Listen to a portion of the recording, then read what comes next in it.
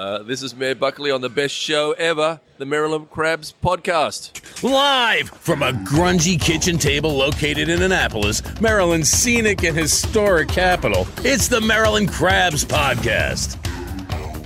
With each episode, your hosts, Tim Hamilton, John Frenay, and the occasional guest will dive in and pick apart the stuff that really matters most to you.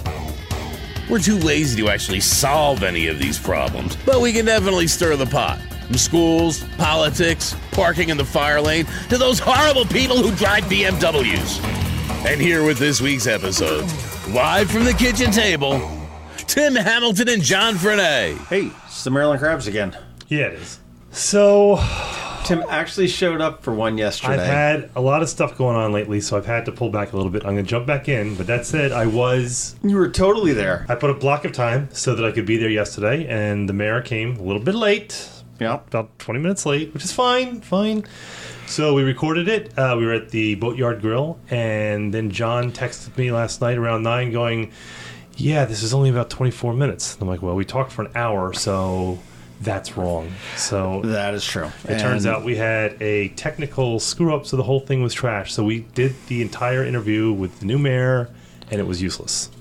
Yep. So John, I'll take the blame for it. Yeah, I'm not going to. You know what? No, I'll take the blame on that. I'm not going to. That's fine. Blame you. I'll take it. I own it, even though it was your fault. I know. And then, so John went in today, and he redid the interview from scratch. But I couldn't be there, so I'm doing this stupid intro and outro again. But I'm sure it was fine. So it's just like it's been the last 3 weeks. Yeah. John was all confused. I was there. No, I want to thank Mayor Buckley and his PIO, Susan O'Brien, for reaccommodating us very early this morning, which is actually yesterday morning. And it was kind of neat. We wanted to interview him based on his first 100 days in office. And when we initially did it, it was his 99th day. But when we actually did it, it was his 100th day. Actually, that made it so that we weren't lying. Right. But it's going to make Tim nuts because he's got to edit the thing tonight. I do. Yeah, I'm going to be up till all hours. But it was better than what we had before. So there's that. The other thing I want to talk about, is right before we started recording just now, like literally 10 seconds before we hit record, I got a phone call from the school, and it was from Central Middle. Right. And it was recording. Is that Principal Bell? It's Principal Bell. And they were talking about the school walkout today, and I guess what they said was that it went very well, that they had the kids do exercises of some sort around lunchtime or during lunch, and they talked about whatever issues the kids wanted to talk about. And then they said, though, I think around noon, that a handful of kids did go outside, and they let them do that, and they let them stay out for 17 minutes as originally planned, and they brought them in, and it sounded like it went well. But then I showed John the text I got from my daughter, the livid text, because we actually talked about it for a while last night about the walkout, and she said, well, what if I walked out? And I said, you got to do what you want to do, but you got to do it for the right reasons. And I said, I want to hear the reasons why you're going to do it. And she told me why, and, I said, okay, it sounds reasonable. And I said, this isn't just going outside to go outside. And she said no, and we talked it over, and she goes, what if I get detention or something? I said, well, then you get detention. That's part of this. It's, civil disobedience. So if they say that you're not supposed to be outside and you go outside and you get detention, then you get detention. They've already kind of said that. But Then she texted me and said, Dad, they're blocking the doors. They're not letting us out. So I want to get back and talk to her. And let me just start by saying I totally understand where the schools are coming from, but I thought it was kind of interesting because the letter that we got pretty much was very vague. I mean, did you see the letter? Yeah, I did. And I think the school district didn't handle it very well, to be honest with you. I mean, Arlotto is sitting there saying... Let's concede before we start this that they're in a very difficult situation. And I will say... Rock in a hard place, absolutely. Because, they're responsible for the kids' safety, that they have to, and for the order within the schools, and there's rules and everything, and I totally get that. So let's just start with that. That said, the letter that we got, I thought was very vague. I mean, the policy of the school district was that it was up to the individual teachers, and Arlotto said that, if you want to do it, you want to participate, you can participate, and it's up to the individual teachers, but we want to remember that we have a code of conduct that each student has to abide by, which addresses truancy and, not being in class. So it's like, okay, yeah, we're not going to oppose it, and we're not going to sanction it, and we know what's going to happen, but we sort of reserve the right if we get a bug up our butt. So I read the letter twice, and I totally didn't know what their position was. And again, I got to keep saying it. I understand they're in a bad position, but I didn't understand what they were trying to convey. And the whole argument that they don't want the students outside because they're a soft target now and more apt to get harmed by being outside in a group is bull. I mean, kids are getting shot up inside of a school. Yeah, they're safer outside. Well, actually, I just passed the middle school at dismissal, and the kids were pouring out. The kids are out anyway. It's not like they're not outside twice a day. Right. But I don't know. It was interesting. I thought now when I'll talk to my son, and I doubt he's one of the ones who went outside. It's just not his thing. But he's a rule follower. Not really. But your it's daughter's just, a rule breaker. Well, no, she's like super political now because she's 14 and she knows everything. Right. So. But, you should listen to her more often. Yeah, but you can't get a word in edgewise anyway. But I thought I want to get her side, which is all drama and everything. But did the individual teachers block the classroom doors? Did they block the main doors? What was the situation? And again, it's not I'm going to call in or write a nasty note or anything because the schools do what they had to. They've got to do what they've got to do. But I just think that I don't criticize the school system often, but this is one where I'll say I don't think it was handled particularly well. I don't know what the point of that letter was, so they might as well not have sent it. Yeah, I think the solution when several school districts in the state did it is say, hey, we realize that this is a national movement. We realize the students are going to want to participate in this, and for those students that want to participate, we will allow it for 17 minutes, since that's what they're calling for, and we will have staff out there just to make sure nothing gets out of control. And 17 minutes later, everybody's expected to go back in school. End of the conversation. Yeah, but my daughter and I were talking to her and a couple of her friends, and they were irritated by the teachers. As at that age, you're always irritated by the teachers. But she said they're trying to make it about what they're trying to. The word she was looking for was co-opt, but she said she's trying to make this about them, and this is something that as kids we're trying to figure out. So I think her point was, and I think most kids would say, is that we're trying to express something that we believe in, what we think, naive or not, informed or not. They're entitled to have a belief of some sort, but the teachers are trying to lead conversations and have exercises and participation that we're not a part of. That's not part of what we're trying to do. Right. And I get that. It was their thing, and they felt it was co-opted by the school. So, and this is new. I don't think I've ever seen anything like this in my lifetime. No. A national movement, because kids are really good at social media. So, I mean, if you think about this, I think we were making fun of them a month ago for eating Tide Pods, and now you have 16, 17, 18-year-old kids who are furthering a national conversation. They're really good at social media. They're really good at this. Oh, sure. And I think the last thing that these politicians want to do and these elected officials want to do is insult a bunch of kids who normally wouldn't vote. And they're 18 years old, and now all of a sudden they're getting ticked off. The 17 and 18-year-olds right now are voting in this year's election, and they're fired up. I mean, as a whole, and they're very good at social media. Who knows? I mean, they're teenagers, so give them a month and something else will be there, and they'll back to Tide Pods or whatever. But in the meantime, I'm kind of proud of them. Stand up. I mean, it's an issue. It needs to be resolved, and I'm turning into a liberal. Look at that. I'm not big on gun control either, but I mean, I think when you dismissing the kids from the conversation, and that's what I see a lot of, on Fox News and the conservatives do. They're really dismissing them, and I'm like, it affects them more than anybody, so let them have an opinion about it. True. Hey, film festival's coming up soon. Yeah, you've been a busy boy. Yeah, not as busy as. About as busy as it was last year. I'm talking to several producers and directors. Go back and check them out. They're crab cakes. We did a sort of a fun audio trailer of a movie and starring Tim. I forgot about that. I didn't even hear that. John just sent me a text one Saturday morning and said, "Here, read these 2 lines," and I just read them, and he's like, "Thanks." And I never questioned why. I never asked. Yeah, listen to it. It's kind of fun. So we've got that. I'm talking to some of the finalists in the shorts contest, and this year what they're doing, they're giving people to pitch their short movies, and they're going to give them like a big production package worth about $5,000 really to do it, so, and a spot to show the short next year. So these are upcoming filmmakers that you're basically financing a good amount of their film. I'd be interested to see, because I thought last year was kind of a bellwether moment for the film festival, because it just seemed to explode last year, and I want to see how much it grows this year, because it went from quirky little film festival. We've got Joanne Froggatt, who is, and I didn't watch Downton Abbey, but she's somebody on Downton Abbey that's a big deal. I don't know. She's coming here. She's got a film that's premiering here. And she'll be in town. She's going to do a Q&A session. She's going to do some, sort of a meet and greet type of a thing at St. John's. Do you think the city does, and I was just thinking about this now, I think that the hype that they drive is kind of on their own. Do you think the city does much to and do you think that the restaurants and businesses realize that there's an opportunity here with all these people? Because there's a ton of people in town. There are. I mean, it's tough to say. Yes, the restaurants do. There are a lot of restaurants that partner with the film festival that know that and everything else. But the nature of the film festival is go for 4 days. So there is not a lot of time. This would be an ideal time to bring in food trucks, which they have done in years past. Right.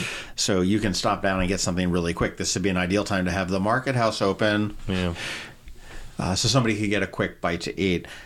Honestly, there's few. If you're really going to see all these movies, there's very little downtime, and I'm planning on taking off Friday to movie hop when it's here too. I've never been able to do it. I just haven't had the time. Now I really don't have the time. I wish I could because I heard it's really cool. But yeah, no, check it out. Check out what we've done. They're all listed as crab cakes and bonus content and everything else on the MarylandCrabs.com, and then.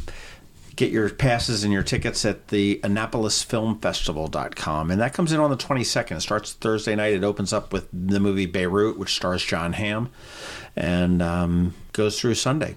All right. We'll have a break. After that, we got John and Maya. And the Maya.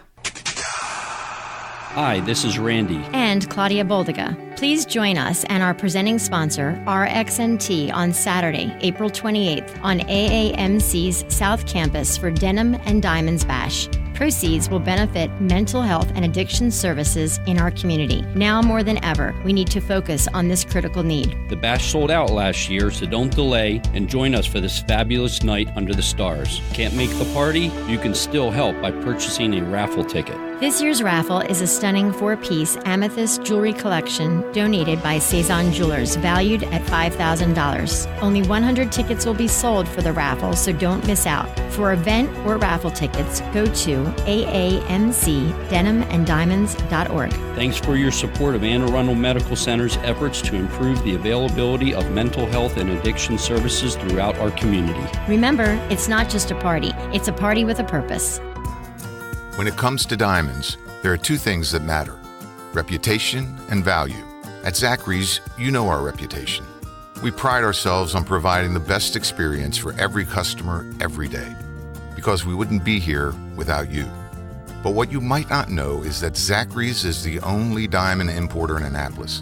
We cut a check for $500,000 and deal directly with the De Beers site holder to bring you the best quality diamonds. That's just one step away from a mine. So by the time a diamond gets to your hands, only 2 people have touched it, not 6. I'm Steve Samaras, and at Zachary's, we've spent decades cultivating relationships around the world to ensure we can offer the best value on a diamond. But the relationships we value most are the ones we create with our customers right here in town. Zachary's, online at zacharysjewelers.com. If it's a diamond, we're a good place to start. And I would say we're back with Mayor Gavin Buckley. I've got to apologize. We had a corrupt card, and we had a great interview yesterday at the Boatyard, along with a good lunch, and went back to try to do some editing of this, and it didn't work out, so we told him to get his butt up out of bed. And no, actually, he was kind enough to say that he would come in early this morning and talk and redo our discussion about your first 100 days in office. So thank you very much for that, and thank you for your understanding. No worries. Always good to be here. I love sitting down with you guys. Oh, of course, even though there's only one of you right now. Yeah, that's true. We'll just pretend. So apologies to Tim for not being able to be here, but he had to be up in Pennsylvania this morning. And now we are actually recording on your 100th day of office. It was 100 days ago today that we saw you sworn in on it was the foot or the head of West Street. It was one of the two, depending on which way you're looking at it. How's it been? How's it going? Look, I'm having a great time. I think I've said this a few times. You know, my whole career in this city has been me going to the city and saying, I've got an idea. I'll spend all my own money on it. I'll give it all my own time, and if it works, it'll be a great thing for Annapolis. And I've been sort of begrudgingly handed permits and told just this once, Gavin. But now I'm surrounded by people, city officials, you know, chief of staff and police chief and fire chief and all these guys, and they're all sitting around going, how can we make these ideas work for you, Gavin? So when they leave the room, I'm like, this is awesome. I should have done this years ago. So this is the way you get things done in the city. And they pay you. Not a bad gig. But what was your first day like? Okay, December 4th. I come from a restaurant background. I'm used to having a desk squeezed up against an ice machine in the basement, and all of a sudden I've got a really nice fancy office and a public information officer and a chief of staff, and it was really nice to actually be able to give some jobs to people that just came and supported you. They came and supported you not for any other reason than they wanted you to get elected, but now you actually could have them be part of your team in City Hall. And so it was kind of a bit surreal to come into a beautiful office with a nice view of the Capitol and have all this stuff. It was great. Well, it's funny. I'm looking out we are in the mayor's office, and I'm looking out at the window and looking at over the top deck of the Hillman Garage. And you were telling me before you've got a project for the Hillman Garage, and it's not rebuilding it, right? Oh, okay, yeah. So we are proposing an idea called Senior Prom, and we're going to put a big white tent on the roof of Hillman. We're going to put some nice white tables and chairs out there, and we're going to do a thing called Senior Prom, and it's going to be a big thank you to all the seniors, our parents and our grandparents that have been there for us and sacrificed for us. And it's just going to be a big kind of free party to just celebrate them, and we're hoping to get a good buy-in from the Academy. So we're going to have the same big band that played at the inauguration. So it's a prom for our senior citizens, and I think these events, when people hear the music from their generation, it takes them back. And I think with all the guys in uniform, it should be a very special event. And the top of if you haven't been to the top of the Hillman Garage, it is a stunning view. You get a view of the Capitol, you get a view of the chapel at the Academy, St. Anne's, and it's really one of the prettiest places in the city. It is one of my go-to spots for photography at night, up that one deck over there by the stairwell on there. What do you find has been the most difficult aspect of your job so far? I think you get scheduled a lot. So, every hour you have a meeting. And so, I try to take as many meetings as possible. We have a very open door policy, so we don't generally say no that often. So, and then what happens is I'm scheduled on the hour, and sometimes there's not any travel time between interviews. So that gets kind of busy, and then plus you do events on the weekend and at nights and stuff like that. And then, of course, the Monday night council meetings every second week, and this week we've got back-to-back Monday night meetings. So it's a fairly hefty schedule that we've created for ourselves. But we have an ambitious agenda, and so a lot of it is about the things that we want to get done in these 4 years. And you still know your wife and your kids. That's why I could never be mayor. I can't deal with committees and meetings. That's. I was getting a little grief last night from my wife. She's like, "You've got to stop saying yes to everybody." Start saying yes to her. Remember, if Mama ain't happy, ain't nobody happy. Yes, there. That's absolutely, yeah. She's that is for sure. Well, Julie is a trooper. I mean, I know that you worked your ass off in the campaign, and certainly you appear to be doing it here as you're hustling through your first 100 days of office there. You haven't made a whole lot of sweeping changes. You didn't come in like the former mayor and say, sweep Annapolis clean. I know that City Manager Tom Andrews has tendered his resignation. He's leaving in about a week, taking a job with the state. How's the hunt for that? I mean, are you prepared to do without for a while, or is there going to be somebody coming in? So my objective when I got into office, considering that I'd never been in office before, I'd never done anything political, was the first priority was to get through the budget and to get through the union negotiations and make sure that we were on track for that stuff. Tom Andrews got a really good offer, so I'm really happy for him that he's going to be moving on to a state position. But we have a very sound financial person that I'm putting forward. It's not a guarantee just because you put a name in that this is the person that's going to get in there. Right, so, yeah. Right, of course. How do we stand on the budget? I mean, I know I was watching the council meeting last Monday, and there was a little bit of public testimony about, we'll use a Josh Cohen term, a fiscal train wreck coming down. And I know that at the end of the budget last year, several of the council members were saying, we've kicked the can down the road, and we're going to have a come to Jesus moment at some point. Is that coming this year? Do you see a balanced budget without having to raise taxes or anything like that?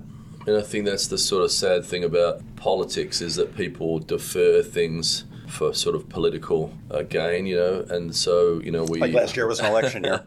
So a couple of years before election, that there are, your roads are going to get paved, and things like that are going to happen. But I think we have to get the house in order. So we have increased assessments. Look, I've said our taxes are so high in this city already. And this year we got our increased assessments. They went up by 9%.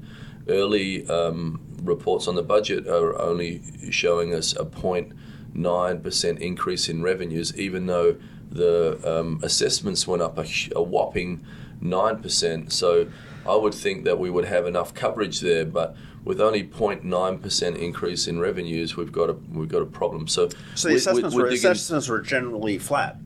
Had a flat effect on the budget then at only 0.9. Yeah, that's what they're saying, but we're trying to dig deeper into that and hopefully that we can find some more money somewhere else. So the reason they are saying it's only 0.9 is because you phase in that 9% increase over 3 years, and the first year of the phase in, people appeal those assessments, and then so they make pretty broad allowances for those appeals, and so that sort of stymies the revenue. So we're digging deeper into that. This is not for sure yet, okay.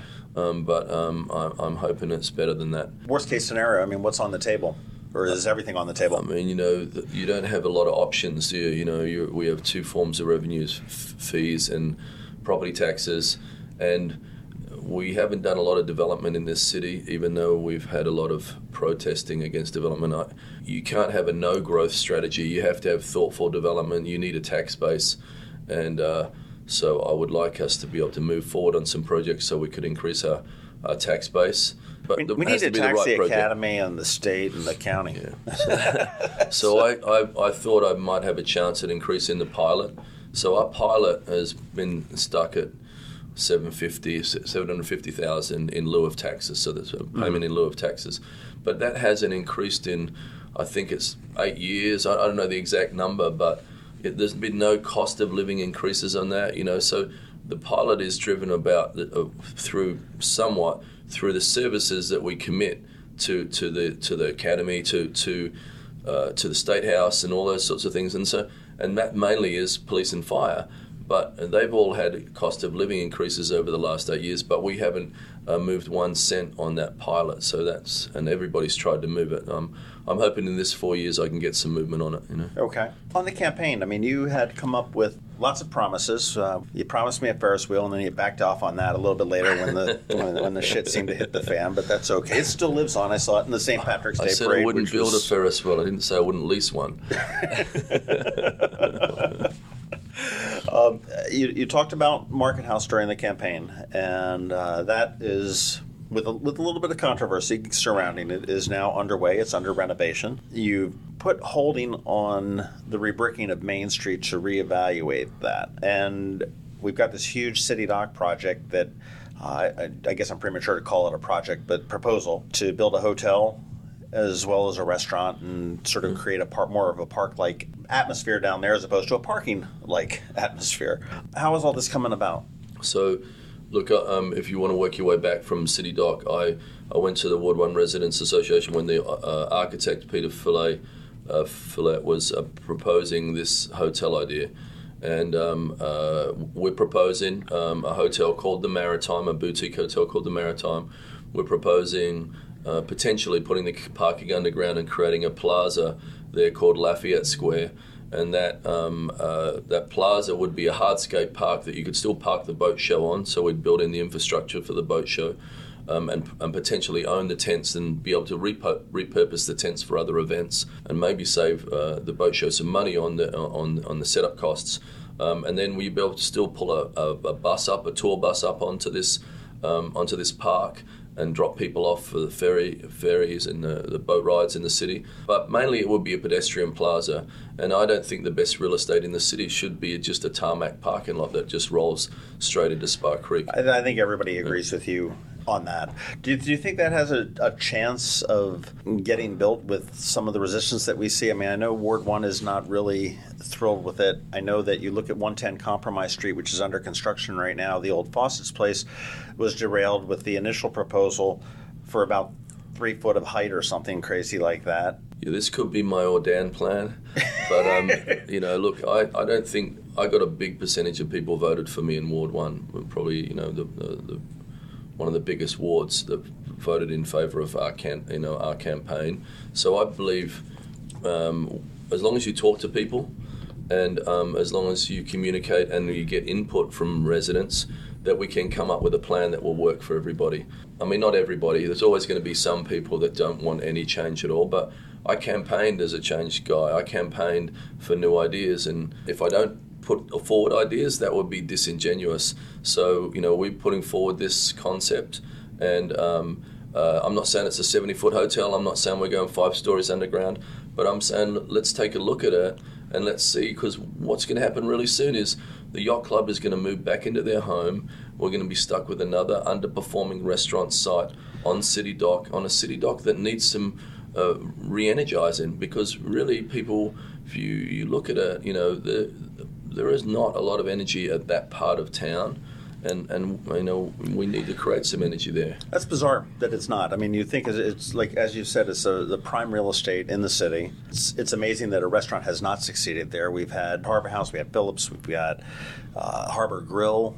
There was that Hell Point, and then there was that British thing that came in for 3 weeks. It was, and nothing has really succeeded there. Yeah. And I think, Harvey was probably very happy to get rid of Harbor Grill and be able to bring in the yacht club. I mean, if you could imagine a boutique hotel with maybe 4 stories with a rooftop, and then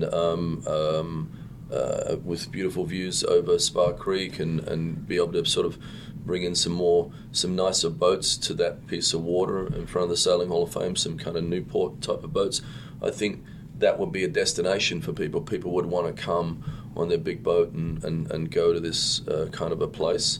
And I think that would sort of raise the shopping, raise the restaurant standards around the city, and I think would bring some. Sailing Hall of Fame is going to stay.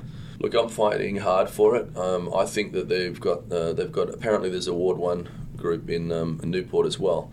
So there's one everywhere. And lots of new Ward 1. I'm a Ward 1 person myself, so and so they're having their issues in Newport. I'm hoping that their Ward 1 people are more aggressive, and so they fight it, and they vote it down. If they vote it down, then we have the chance of keeping the Sailing Hall of Fame. And what I say about the Sailing Hall of Fame is that, look, we can't keep calling ourselves the sailing capital of America and not put our money where our mouth is. We have to have other things that the city has to support, these initiatives and things that the Sailing Hall of Fame would bring, and all the superstar sailors that have come out of this town and the innovators that have come out of Annapolis. We can't lose that. Market House, you are marginally involved in that. I mean, you have recused yourself from any of the decision making on that lease and whatnot, which is certainly something that you needed to do. And you've stepped back from your businesses, and have you done that blind trust or not? Yeah, no, I just have to have done all the things that I've been told to do by the city, so I can't be involved in the day-to-day operations in any of the restaurants. I'm definitely not involved in the Market House in terms of partnerships or anything like that, but I care about the Market House, and it's too important to give up on. So that should be the soul of the city. That should be the town centre.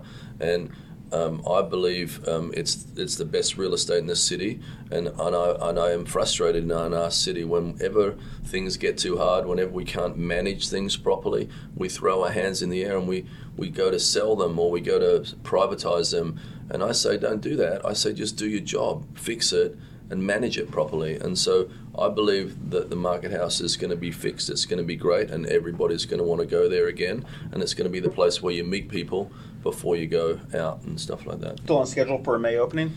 Yeah, so, the way they've structured it is they're fixing the front of the house first. So that means that they don't have to do any major construction. It's more of a beautification. So they're redoing concrete floors. They're redoing the fronts of the counters and new countertops. And then once that stuff is all done, then next year they can focus on redoing the kitchen. Okay. So that means that the construction period will be a much shortened period so that they can try to achieve a May opening. How are you working with the council? Throw that up. I think, Name names. Come on, who don't you like? No, I love them all. I've heard that Rodriguez guy. I love them all, and they all love me. No. But how has that been going? Because obviously you had mentioned that you do need 5 votes to get anything done here, and I think that was a bit of the advice that Mayor Panelides gave to you. Said, find out how to get the 5, and that's how you're going to be a successful mayor. Yeah. Mike was very successful in that. He got all the councillors to vote with him, so I think that's he did do well on that, considering that he was a sort of the odd man out as far as the political party goes. But I mean, I know I saw that Alderman Arnett had sent out before last Monday's meeting an email saying that he wants to have a coming together meeting or something with the council as we learn to work learn to work with one another and whatnot. And it sort of seemed to allude that there was, and I don't know whether you saw it or not, that there was some friction on there. I mean, is there? I mean, I think it was a little contentious in the beginning because of some people wanted to move the Market House idea forward, and I think some of the people wanted to talk about it some more. And we all felt like, for God's sake, we've been talking about this thing forever. And you can keep talking and then talk some more, or you can, make a decision and then you just have to go with it, And so that was contentious. But I think it's all settled down now, And I think that we're trying to organise a retreat for the councillors so we can all get together and everyone can put their vision forward of what they want to see happen in the next 4 years. And I'm looking forward to doing that. So I'm trying to get a road trip for us down to Charleston. So I think that would be a great idea if we could get down. We could do some strategizing on the bus trip, and then we could see some of the great ideas that have made Charleston what it is, and then sort of see how we can inject those into Annapolis with our own flavour.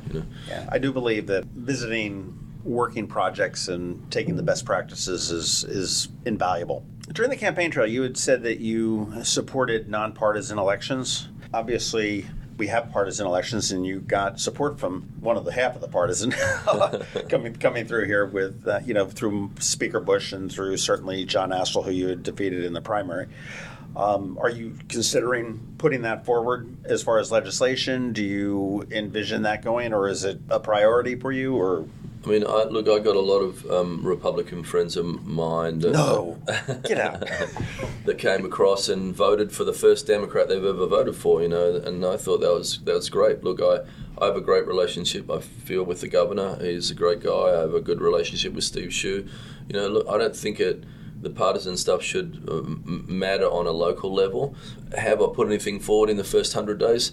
No, I haven't. It's probably not something we'll think about for a few years, but I don't think parties matter on a local level, and I think that's what's great about local election. It can be that guilty pleasure where you can consider voting for someone in another party because on a local level. And I learned that I was at the mayor's conference in DC, and what was great about that conference, and I felt like the country bumpkin mayor because there was all these mayors from LA and New Orleans and all these big time mayors and that. But what they said is, if you put 4 Democrat mayors and 4 Republican mayors in a room, they would get things sorted out because they have to. Because you don't get a choice on a local level. You don't get to do what they do nationally, which is just argue and bicker. And on a local level, you have to fix it because people need their trash picked up the next day. They need the snow removed. They need decisions to be made in real time. Tell me about your accomplishments. What are your accomplishments in the first 100 days? I know that there's got to be an awful lot more than the St. Patrick's Day Parade, the Military Bowl Parade, the inauguration, the Martin Luther King Parade. I know that those are the great fun things. Those are the things that people see. That's the front page of the Capitol newspaper. What else have we been doing behind the scenes that we haven't seen? Yeah, I think that people don't realize how hard everybody is working behind the scenes. I've got a really, really good team. You can see that we did the first ever mediation of a project in the Eastport Lofts or Landing. So that project at the shopping centre, we have both sides of the argument sort of coming together, and we believe there's going to be a resolution on that project, and it's going to move forward. We have been Eastport working together. We've also been working in public housing there with that's primarily the crime issue that has sprung up. So you saw we've had kids engaged in what they want to see in their communities, and we're bringing the police department and the community together so we can come up with real solutions in areas that have been forgotten. We've done a lot of work in public housing in terms of Hacker. Hacker is off the troubled list with HUD now, and we had a great meeting with HUD, and they informed us that we're performing at a really good level, and they've the movement on Hacker, and I will say that this probably started with Mayor Panelides, in that going in there and doing the inspections and shuffling up the board a little bit really started a groundswell, and you've certainly continued that. And I think that Hacker has been prior to Mayor Panelides, had been a long ignored community that was carted out pretty much for elections, and that's really changed, and that's something that I'm really pleased as a resident of Annapolis to see, and I'm very glad to see that you're continuing that as well.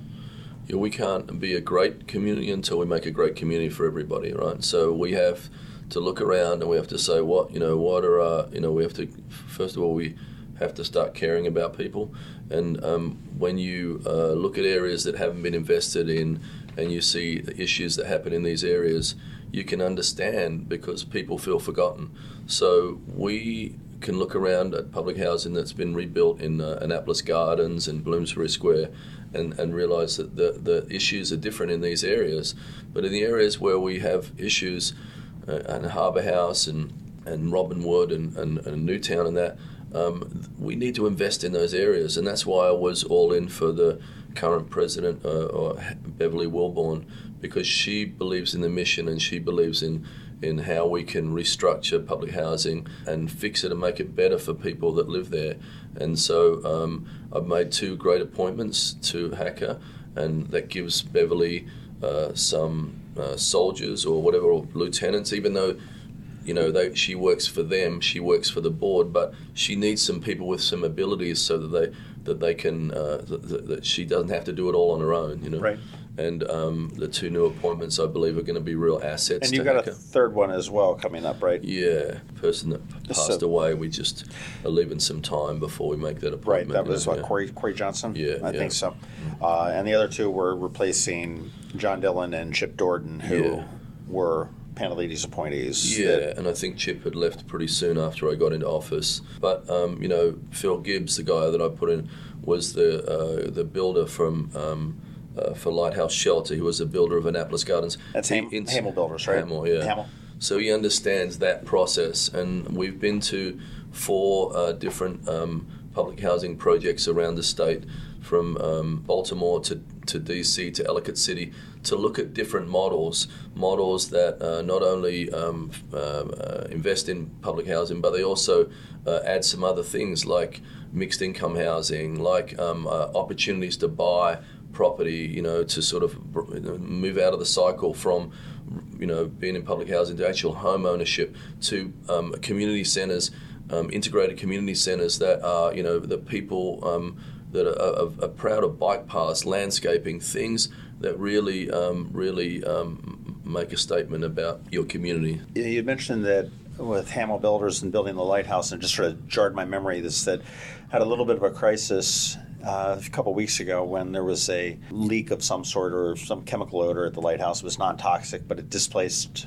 50 plus residents over 3 days, 4 days. No, it was a little bit longer than that. It was like Saturday, probably 4 days, 4 nights. And I remember that Joanne Madsen had said that, the city had just handled this phenomenally from all aspects of it, from the police to the initial response to moving the people. And then the residents went over to the Stanton Center initially and then moved over to Pitt Moyer. My only recommendation for you, and you can send this to your Parks and Recs people, they were housed in the auxiliary gym at Pitt Moyer, right.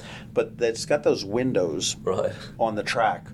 So when I was walking in the morning, it was very weird to me because it looked like you're looking down into almost like a zoo into a cage there. Oh, right. You want to invest in some craft paper. Some blinds? Not some blinds, but just some craft paper because Pitt Moyer is a place of refuge in case there's a hurricane or something. If there are going to be housing people there, put some, maybe it's tempera paint and just paint it over just so there's some. I spoke with some of the people that were down there, and they were obviously bummed that they were displaced, as anybody would be if your living conditions. But they were very, very pleased with how everything has worked out there. So that was a big kudo to you. I can't talk highly enough about how professional this city is and all the guys that work for the city, and from police to fire to Parks and Rec, and how quickly they mobilise for these things. And I'm just learning about this stuff, but I can tell you the first day that I went 3 floors underground to the emergency command centre at the police station, I walk in the room and it's like a CSI scene. There's like a big row of big seats all around. Yeah. There's like 40 seats on the outside and 30 seats on the inside, and then there's all these big TV screens, and there's one TV screen that says the mayor's seat, and you feel like you have your finger on the nuclear codes. And I had to control myself from saying, "Do you mind if I take a picture?" But you got the keys to the place, so you can sneak down in the middle of the night and nobody will know. You can just hold off on that. We still didn't finish downtown, so I feel like if we fix the Market House, if the Fawcett's building comes online and they look like they've got a pretty good tenant coming in from New York. The restaurant? Yep. Oh, good. I don't know the name of the restaurant group, but I think they're pretty experienced. And then if we can pull off this idea, our equivalency to the torpedo factory, and it involves a mural. And of course it does. Partial to a mural or two. So then we'll have a thing called the cannery. So that'll be 3 things that really pop downtown. And what's the cannery? Where is that? So it's the Harbour Square Mall. There's already a gallery in there, and then there's a little Christmas shop at the back. Right. So those businesses would stay, and then we would do an artist collective there. So we would carve up some spaces inside the building, 30 or 40 spaces. So there could be business incubators. There could be little art shops, jewelry shops, leather making places, grant writing spaces, anything sort of creative, photography booths, sound booths, anything sort of creative we can do in there. And that's what the torpedo factory is in Alexandria. So it'd be our version of the torpedo factory. It'd be called the cannery. And we've got a very cool mural that's kind of dedicated to the Naval Academy, and also to it looks like it's an old cannery, and it's got old can labels on the outside of it. It'll be very cool if we can pull it off. Nice. And then on Main Street, we're going to create a bike path that runs, takes out some parking spaces and then runs on the inside of some other parking spaces between the curb and the Main Street. It increases the sidewalk on the top part of Main Street so that we can create some outdoor cafes for Treaty of Paris, Cafe Normandy, Joss, Oysteria, Acme, Chicken Riz, and it creates cafes outdoors that will all have views of the water, because that's the money view when you come into Annapolis. So this bike path will be a 2-way bike path. It will also be a 2-way trolley lane, and this open air trolley idea that I'm talking about is called the Crosstown Flyer and the East West Flyer, and those trolleys would share the bike path. When you say trolley, I mean I think railroad tracks and clang. What is a trolley for you? Our version would be a soft wheel trolley, so it would be preferably electric, and then rows of seating that would be maybe 3 or 4 wide, and then it would be articulated, like maybe if you've ever been to the Baltimore Zoo. Yeah. Something like that, but maybe wrapped in a Maryland flag or something like that, or something old looking. But that kind of, the idea is kind of the San Francisco feel, where the ride is part of the experience, and so it makes you want to get out of your car as soon as possible and get into one of these free trolleys, and then and that trolley will take you across town from gate 3 of the Academy to Maryland Ave to St. John's to the Visitor Center and up and down Main Street. West Annapolis and that mix too? It will ultimately extending to West Annapolis, and we have another bike path idea that's going to get out to West Annapolis too. Aggressive. You've got a lot of capital campaigns that are already existing. We've got the City Dock Master Plan, which is somewhat shelved, or was shelved under the last administration, but we've got the flood mitigation. We've got the rebreaking of Main Street, which does need to happen. I know it's been put off. When I pulled into the garage here, I almost ran into the floor joists that were holding up the second, third, and fourth floors of the Hillman garage. And hopefully when you have your senior prom, the floor will stay there. At least they'll go out on a good level. A great event. Don't worry about that hole. We're good on it. But where is the money coming from this? I don't know city finances. I don't know. I know that Speaker Bush has found an extra, $1.25 million for flood mitigation. And the governor found $750 for for the other part. So Right. I mean, we have the $2 million that we need for the first phase, and I want to thank them for that. Thank you so much. Yeah. I don't know with Speaker Bush, but I know Governor Hogan listens to us occasionally, so probably more so when we're not in session. But where is the money? I mean, do you see this all coming to fruition? Obviously, this is not going to happen in the second 200 days of your office, but do you see this coming to fruition in 4 years? Yes. I am a business owner. We have a governor who's a business owner. We have a county executive who's a business owner. We don't think of ideas unless we have pathways, ways to finance them. So I've always said, look, we have to be looking to private-public partnerships to make things happen. And so, the hotel would be a private-public partnership. The Hillman garage rebuild, we have a great opportunity here. I might lose the view, but if you lose the view and if you lost the view from City Hall, but the taxpayers got a garage built at no expense to the taxpayer, and we could put some residential component to the top of it, and maybe created some offices. We currently pay $500,000 a year to lease space. We could create a floor of offices and not have to lease that space. And then you could keep your view. And we do both. That is true there. We did ask some readers some questions, or we asked readers to send some questions if you wanted to do that. And one of the ones was about parking. And it was from a local business owner, and said that 2 hours is simply not enough. And this is really sort of, I guess, policy specific, but 2 hours is not enough per meter, especially if you want to go shopping and have dinner. And are you going to be revamping any parking? The suggestion they offered was to allow 3 hours. You could maybe pay for 2 and go for an extra 1 on the app, but absent that, to make sure that there's signs all around that are very clear that, hey, if you're here more than 2 hours, you must park in a garage, and then obviously direct them to the garage and say, hey, there's 100 spots here and 200 spots there or whatever. Are you working with SP Plus, who's the city's parking contractor, to do anything with the downtown parking? I think SP Plus have had more meetings than anyone's had for a long time, and that both ideas have been fished, the 2 hours or the 3 hours, and then some people want 3, some people want 2. I think that we should look at it all. I can't say that I've talked about that one specifically lately, but I do believe in signage. I think that we need one of those airport signs out on Roe Boulevard that says, 50 spaces here, 20 spaces there, and that we also should be including the state garages in our parking plan. And that was one of the flaws with the design, that we have 2 garages that are not in the parking plan. So we have the state garage, and then we have the Whitmore garage, and there's no incentive for us to push people that way, because we have to, fill up our own garages first. I feel like we have a lot of parking in this city. It's just not on the water, so getting people off the dock is one. I've often said that it's a parking perception problem, not a necessarily parking problem. I've very rarely had a problem parking downtown, except for New Year's or 4th of July or maybe Blue Angel Day or something along those lines.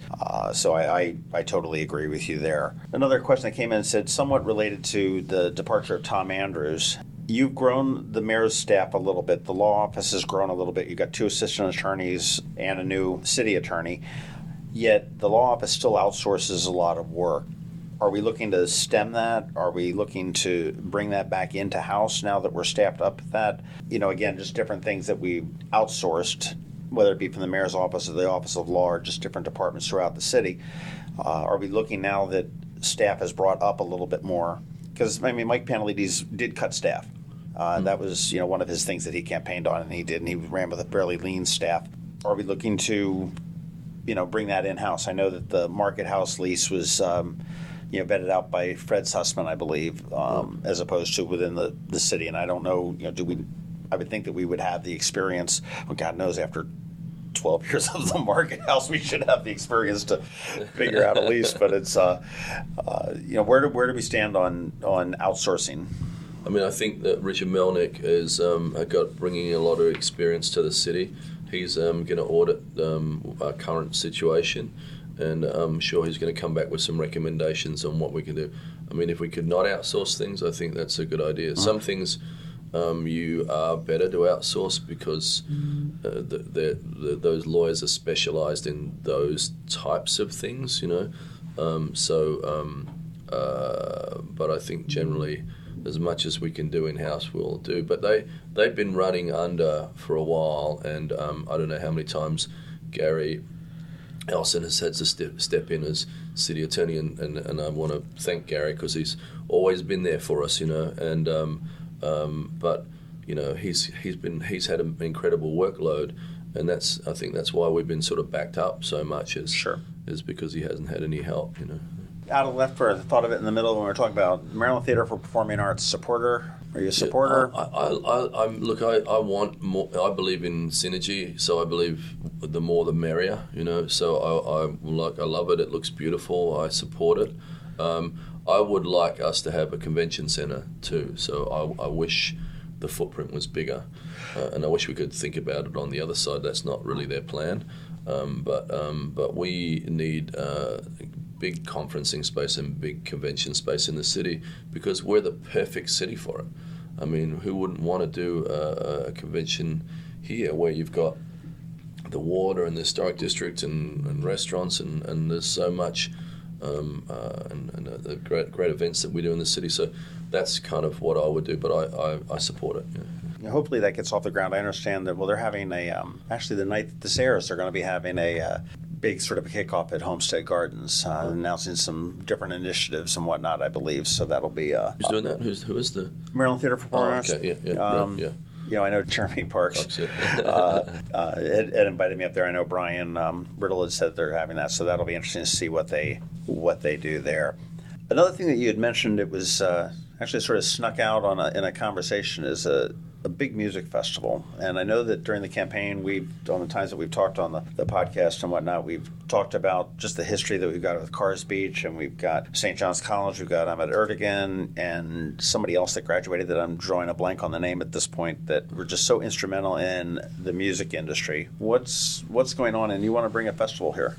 Yeah, so we brought in a concert, the guy behind part of Lollapalooza, A Big Day Out, Coachella. He's been involved in those. We brought him in from LA to take a look at St. John's, and he met the president of St. John's, Pano. And before we walked the grounds, and this is St. John's where the guy that started Atlantic Records went to school, and the guy that started Elektra Records went to school, and so did Francis Scott Key. And just before we did the tour of the campus, the president of St. John's said, "I want to show you something." And he opened his office, and he said, "See this?" And he showed us this old desk, and he pulled out this leaf from this old desk, and he said, "We think this is where Francis Scott Key wrote the Star Spangled Banner." So this music guy, who was taking photos of this and sending these pictures everywhere, because that doesn't happen very often in your life, even in the music business. So we have alumni from this city that we have to tie their success to Annapolis. So I want to tie their success to Annapolis through a music festival.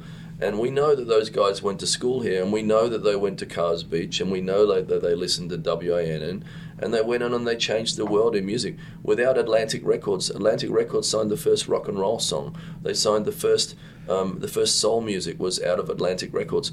These are guys on the cutting edge of music that were influenced in their most formative years in their life. They went on and they decided, I should start a record label. We need to tie that to the city.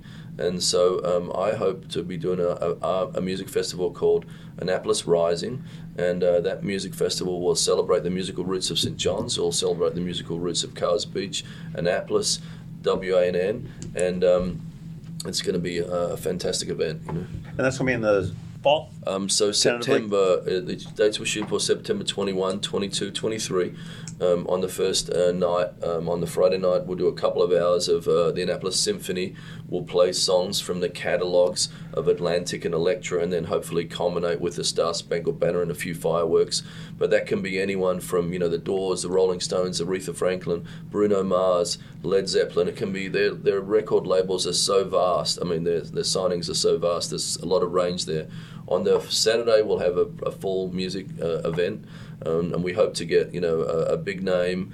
We haven't got the names yet, but we got some pretty good ones we're banding around. And then we will hope those artists, those new artists, will be backed up by some of the cats that played at Cars Beach. So there'll be some of these old guys that have seen it all, backing up these young new guys that are coming through. And then on Sunday we'll round it out with a really big gospel jazz brunch picnic on the lawn. And it'll be a very kind of chill afternoon, and that'll be a really lot of range. So a 3-day ticket will get you a lot of different things. Okay, so it is a paid event then. It's not a freebie one. Yes, a paid event. Yep. That'd be. I've got a suggestion for a band called Madison Rising, which would tie in with Annapolis Rising, right. And they do an incredibly controversial rendition of the Star Spangled Banner, and it's just really? this real hard rock, and people will sit there and say, oh my gosh, that's so disrespectful to do the Star Spangled Banner as a rock. And it's, well, no, if you're a musician, you know that you can interpret it different ways. And Francis Scott Key probably would approve, and they said, oh, it's unpatriotic, but the three leads of the band are all vets. Well, oh, cool. And so, but they cool. did it. Yeah. That's awesome. They had the Charm City Music Festival way back when up in Baltimore, and they did it with on Locust Point. They had Fort McHenry in the background with the fireworks and stuff like that, and they just launched into this. It comes off with the hard guitar riffs. Yeah. They're outstanding. They're somewhat local. I think they're upstate New York. That sounds great. As long as it's not as bad as the Fergie version. The what? Fergie did a really bad one, didn't she? Oh, yeah. Leave her alone. That was for the NBA All-Star game. That was great. Well, I'll tell you, congratulations on 100 days. Much success for the next 100 days and the next 164 days beyond that, and then we'll see what happens when 2020 whatever rolls around. What else do you want to blow your horn about? 2 bike bridges I'm proposing. I'm proposing a bike bridge across Spa Road and across Forest Drive. You want to make friends, propose a third span of the Bay Bridge. Dream big. Bike bridges are a little less expensive, but we're hoping to do that with private money. So if we can get a bike bridge across Spa Road, it will connect Maryland Hall and the Weems Wayland Fields to the Boys and Girls Club, the Cal Ripken Field, and beyond. And it will connect it off to the library and then off to the Poplar Trail. And if you went the other direction across the bridge, you would get to Truxton Park and then the Historic District. And that would sort of get you safely around town. And then Forest Drive, none of us would, you take your life in your hands trying to cross Forest Drive. So if we can get a bike bridge across Forest Drive, I'm proposing it in the hilltop part of Forest Drive, that would get you safely across Forest Drive and off to Annapolis Middle School. And then it would also get you into the back of Quiet Waters Park. And if we do it right, you'll be able to pop through Quiet Waters Park and then come out the other side and then ride home through Eastport. And I think that'll be a great amenity to the city. You don't realize how connected this city could be until you really look at a map. Yeah. I remember, and that sort of dawned on me when Ellie Tierney was campaigning, and she said she was back in sort of the backside of Truxton Park. I can't remember the name of the road, but back behind the Pitt Moyer Rec Center. I'm like, that's Ward 1? And I'm like, oh, wow, okay, that does make sense. It's so beautiful back there. And I would suggest if you can do it, if you've got a deal on bike bridges, throw one down by the McDonald's on Forest Drive or Bay Ridge there, because I live down that way, and I'll tell you, there are people that, despite the intersection and the crosswalk, they're constantly crossing, and they always do it at night. They always do it with dark clothing, and the hood's up and everything else, and I am shocked that nobody has been killed there yet. Well, they call that the Triangle of Death there, because that landscape triangle there hides people. And you don't see them until they're in front of you. So we're working on some ideas to make that area safer, definitely. Yeah, and the other one is up at Hilltop and Forest, where that dies. That's a tough triangle there. That's a lot of vehicle accidents that don't, taking that right to continue outbound on Forest Drive there. But that's the bridge being there. Yeah. Well, I tell you, I want to thank you for your time again for the second day in a row, and I'll owe you a lunch again for this one, for you saving my butt. And congratulations on 100 days. Congratulations in advance for the next 100 days, and we look forward to seeing what's coming on. And I would like to come back, and we'll grade this administration as we as we move along. See if I'm feeling this optimistic. It's aggressive, and I think yesterday one of the conversations that we had, I said, who do you have that keeps you grounded here in the office, that okay, I'm thinking we want to get skywriters every morning to say good morning Annapolis, and somebody would sit there and say, no, Gavin, that's just either A, stupid or undoable or just not a bad idea. And after the fact, Susan O'Brien had said, well, no, what we do is we try to see if it's doable. Right. As opposed to fire hosing it and saying that it's not. And I think it's you're well on your way to doing it. I mean, certainly the voters wanted change. Certainly the voters got change. It's decidedly different. We're a 300-plus-year-old town, and it's always been done that way. And that's a phrase that always drives me crazy. It's like, well, why do you do that? Well, because that's the way we've always done it. And I've talked to merchants on Main Street. Why aren't you open at night and late? And they're, oh, well, we just don't do it. I said, well, we don't make enough money. I said, how much money do you make between 9 a.m. and noon versus 6 p.m. and 9 p.m.? Yeah. And the dynamic on shopping has changed. You've got families with two people at work, two adults at work. They come home, they've got the honey-do list, they've got other commitments, they've got sports. I mean, the kids are committed much, much more than when I was younger. And the time to shop would be in the evenings. And I talked to Eric Evans and I said, if you could get downtown to take one night a week and just do it for 6 months and say, okay, every Thursday is Annapolis night. Because you look at the success of Midnight Madness.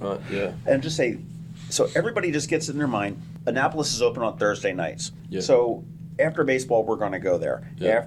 I'm not going to do the honey-do list. I'm going to do that on Wednesday. I think that would be a good idea. The other tip I've got for you is from the west coast of Florida. There's a town, I can't remember what it was, but it was on parking. And on the back of the parking ticket, it says, not in these words, but it says, oh shit, you overstayed your welcome, and this ticket's going to cost you $30 or whatever it is.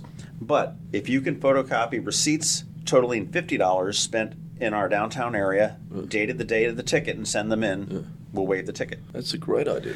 It lets them know that, hey, you overstayed your welcome. We have meters, and we're serious about enforcing it, but it also gives them a one get-out-of-jail-free card, so to speak, that I don't know how you'd administer it and figure out who did it and who had a warning at one time or not, because I would be the one that would be turning around and doctoring up the receipts and sending them in, or asking, hey, can I borrow that receipt for you? Scanning them right on the street. But I think it would be good to. But congratulations again. Thank you very much for redoing this for us, and I'm confident that we've got it. Oh, I didn't push record. No, I'm joking.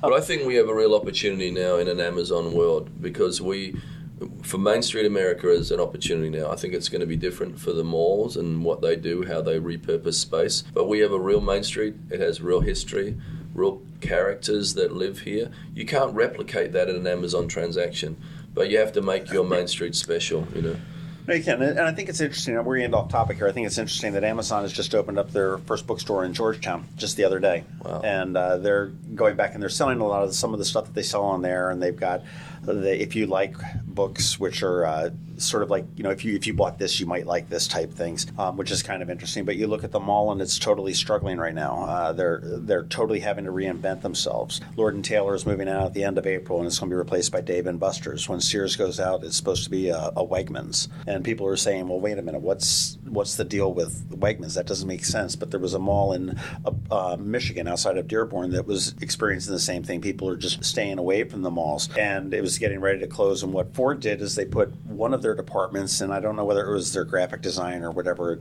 some department, but they injected 2,500 employees into an old shopping center, into a cubicle farm there. And now these people in Michigan, where the weather is, predictably crappy for 9 months out of the year, they go to work, they're working out, they're walking the mall at lunchtime, they're shopping at lunchtime on these stores, they're eating at the restaurants that are there, there's grocery stores there, and the stores have adapted, and they turn around and you can shop, and they'll have the packages waiting for you or delivered to your cubicle. Right.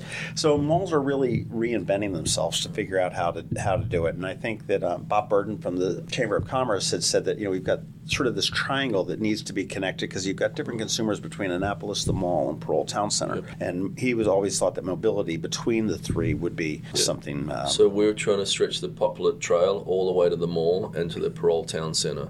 So, and there's residential buildings up behind Double T.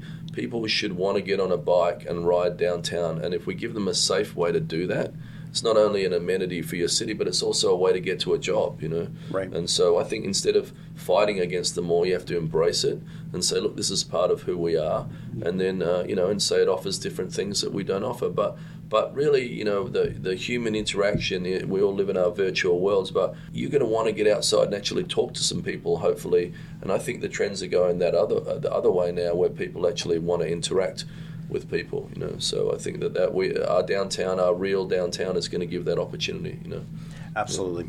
Well, again, thank you very much. I wish you a wonderful day on your 100th anniversary. Hopefully you'll go out and have a martini for lunch with your staff. And is it too early? Celebrate. No, it is never. This is Annapolis. It is never too early.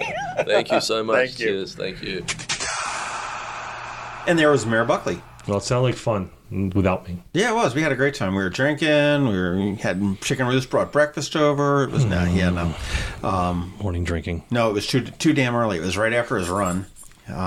He said that in the first one. He gets up. He runs every day at 7 or 6. Yep, every day at 6 o'clock. So it was after his run and before his first appointment. And as he said in the thing, he says it's so different for him to have like the chief of staff and the fire and the police chief and everything else. And his day is entirely scheduled. Yeah. And I remember as we were wrapping up, Susan wasn't there, but Jane, as chief of staff, was, and she was going like, "Okay, he's got to go. He's got an appointment. He's got to go. He's got to meet somebody at, We get so much of that. I don't know if we talked about it in the first one with Gavin, just saying that whenever we interview someone, an elected official, there's always that person in the background who's hovering, who's just pointing at their watch and hissing at us every time. I feel like we're rushed through all that stuff. Yeah. And, he let out a secret about who the new city manager is going to be. Here's the thing, by the way. I do all the editing, or most of the editing. I'd say about 75% of the editing. And sometimes John will blurt something out. And I'm like, you know what? We really can't. And this is one that John wanted to leave in. And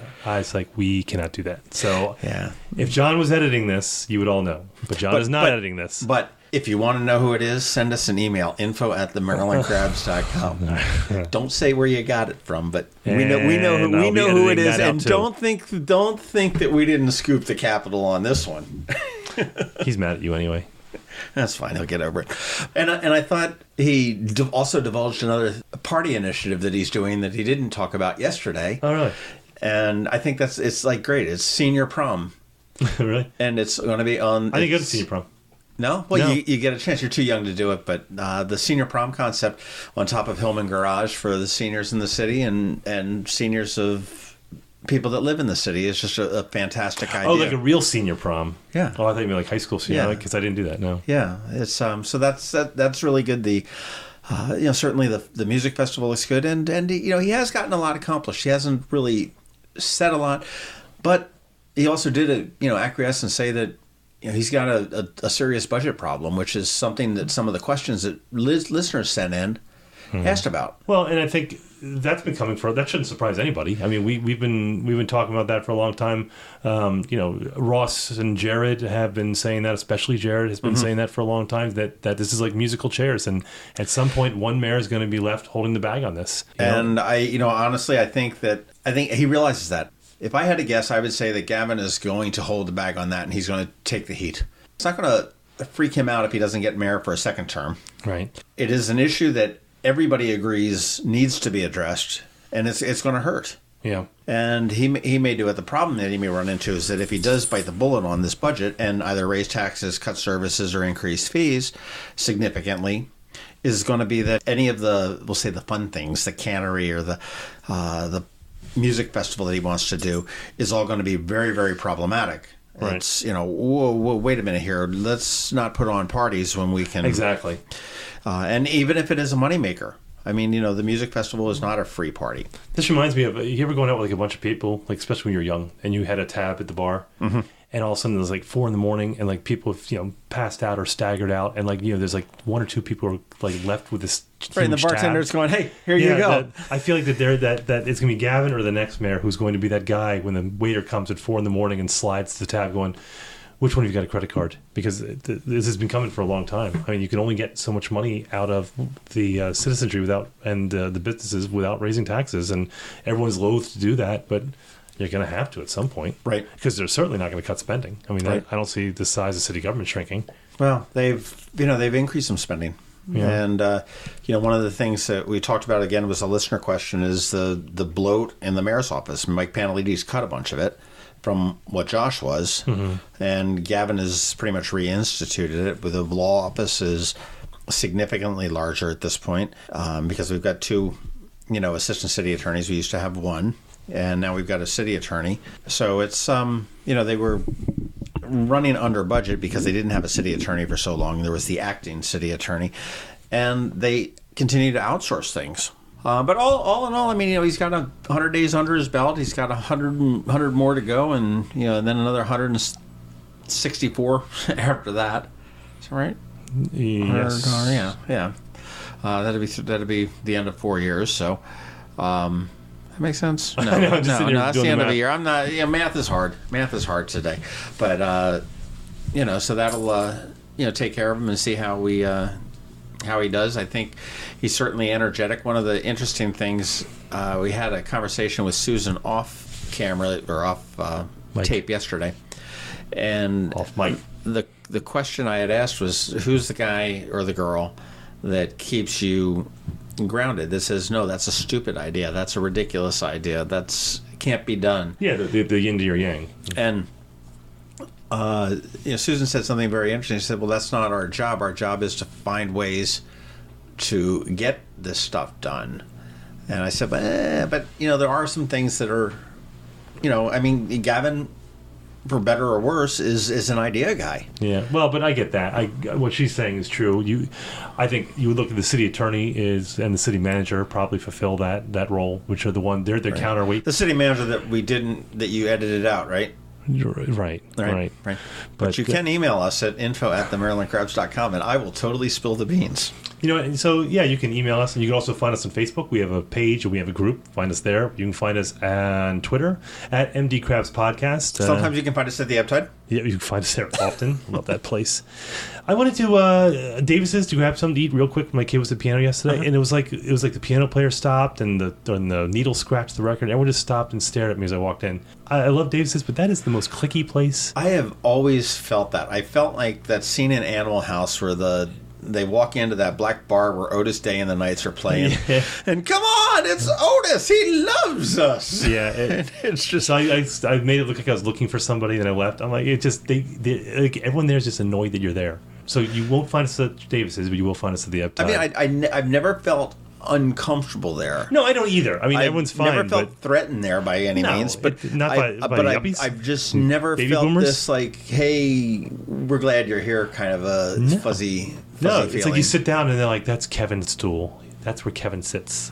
Is he here? No, but in case he does, that's where he sits. But if he comes in, you need to leave. Yeah, that's the most clicky place in town. It's not a dive bar, even though they want to be one. They want to be a dive bar, but they're not. You can't be a dive bar and have like the salad of the day. It just doesn't work. That's true. But the food's good. Yeah, without a doubt. I like it. But no, I've never had a bad meal or a bad drink at Davis's. I can't complain about. But I'm not going to make any friends there. That's true. That's true. Okay, out of here.